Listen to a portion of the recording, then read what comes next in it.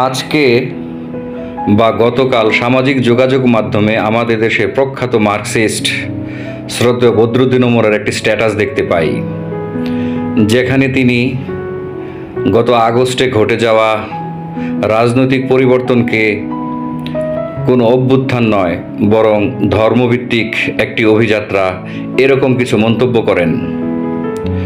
আমি স্থির হয়ে সেই স্ট্যাটাসের দিকে চেয়ে থাকি।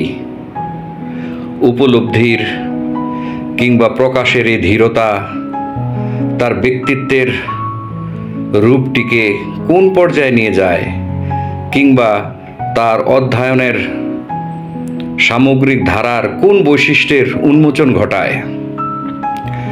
একটা বিষয় আমার উপলব্ধিতে আসে না। আমাদের দেশের মার্ক্সবাদী ব্যক্তিগণ কত উঁচু দরের ব্যক্তিসত্তা, কত বিস্তৃত তাদের অধ্যয়ন। শ্রদ্ধেয় বদরুদ্দিন উমর, শ্রদ্ধেয় আনু মোহাম্মদ, শ্রদ্ধেয় মতিয়া চৌধুরী, শ্রদ্ধেয় হায়দার আকবর খান রণ প্রমুখ ব্যক্তিবর্গ আমাদের দেশের প্রধানতম কমিউনিস্ট।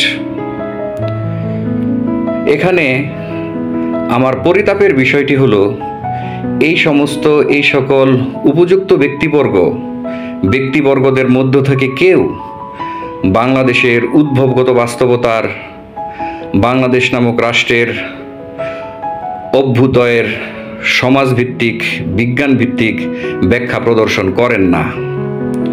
সভ্যতা বিকাশের যে পর্যায় থেকে মানুষের মধ্যে সমিতি গড়ার তাগিদ অনুভূত হয়, মানুষ জীবনের প্রয়োজনে সমিতি গড়তে উদ্যত হয়, উদ্যোগ নেয়, সেই সময় থেকে আজ অবধি সভ্যতার বিকাশের প্রতিটি পর্ব অনুসন্ধানে, বিশ্লেষণে বাংলাদেশ নামক রাষ্ট্রের অভ্যুদয় কিভাবে একটি বড় মাপের জ্ঞানের অভ্যুদয়, সে ব্যাপারে তাদের কাছ থেকে স্পষ্ট কোনো মন্তব্য পাই না।